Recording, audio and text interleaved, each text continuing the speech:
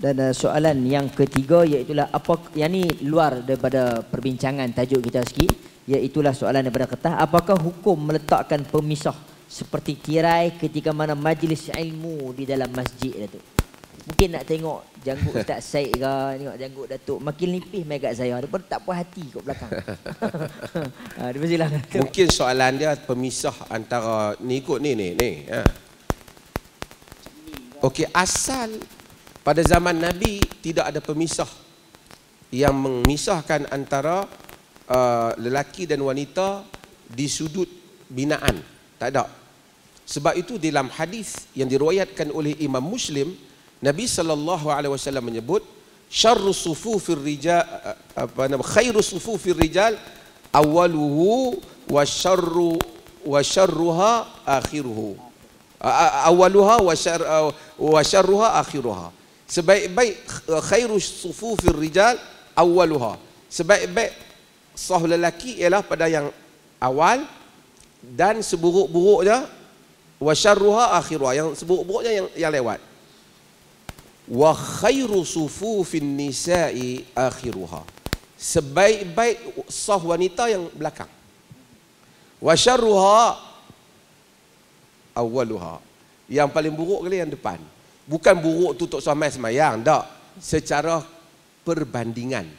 Tuan-tuan ingat, weh, Nabi kata kita ni buruk dah saf belakang dah. Jadi kita balik ya. Tak, bukan maksud dia yang tu. Maksud dia bahawa secara perbandingan the best is the first, and yang belakang tu compare to the first dia tak baiklah. Okey. Okey. Kenapa hal itu? Para ulama bincang, kenapa sah wanita hak awal tu, sah lelaki tak apalah, sah wanita hak awal tu jadi tak bagus balik? Dia kata sebabnya ialah kerana lelaki-lelaki pada zaman Nabi ni, mereka ni miskin. Ramai yang miskin. Bila miskin, bukan semua orang kaya, bukan semua orang ada baju sempurna. Ada di kalangan mereka pakai izar, pakai macam orang pakai ihram tu. Kita tengok pakai ihram tu, mungkin kita ingat musim haji saja. Sahabat sebahagian pakai macam tu, pakai kain macam tu. Ada yang hanya pakai satu kain saja, kerana tak cukup. Kalau cukup, Nabi suruh pakai dua. Kadang-kadang bila mereka sujud, dibimbangi, tersingkap aurat mereka. Apa? Jadi sah wanita hak awal itu nampak, jadi ganggu khusyuk mereka. Ganggu khusyuk mereka. Sebab tu Nabi kata hak belakang lebih baik. Bukan kerana Nabi tak bagi duduk depan. Kalau tak ada orang yang duduk depan, hak belakang pun jadi depan juga. Tapi maksudnya di sudut itu. Yang tu dipanggil dalam ilmu ni sababul wurud dah.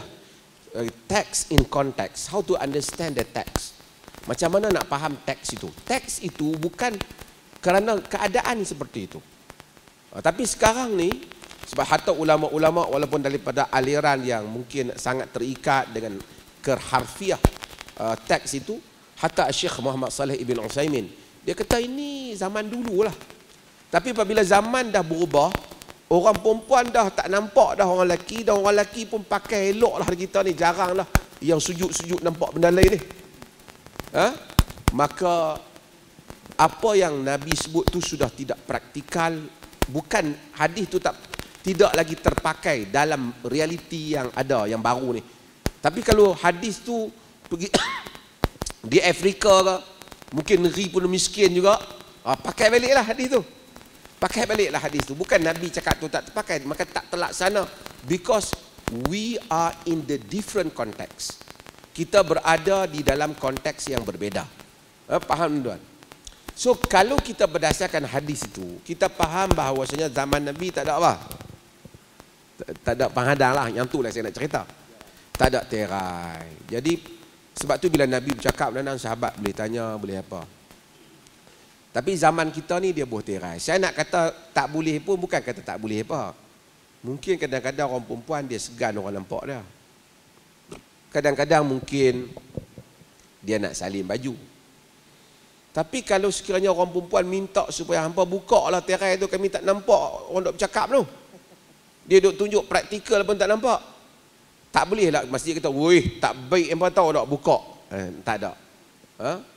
Tak ada timbul tak baik dan baik ke tak baik. Boleh buka kalau kita nak buka, untuk mereka nampak orang yang bercakap di hadapan. Kemudian kalau mereka minta tutup balik kerana nak lindungi mereka, pergerakan mereka ke siapa. Kerana mungkinlah juga lelaki pada zaman kita ni tak sama macam zaman Nabi. Kan? Lintas pergi ke tepi tu nampak, oi, hak mana satu tadi aku tengok pakai segok sangat ni. Jadi dia main masjid, dia duk fikir hal lain.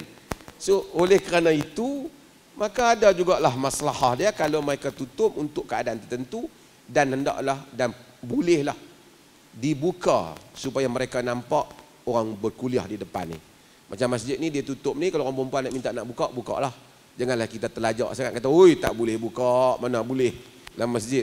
Dah, yang tak bolehnya orang perempuan tak duduk dengan sahab lelaki. Mazhab Aminah Wadud tu kita tak pakai. Yang tu. Tapi lain daripada itu, masalah wanita nak tengok ustaz di ceramah di depan tu tak nampak, sekali dia tunjuk takbir macam mana tak nampak, boleh dibuka dalam hal ni, wallahu taala alam.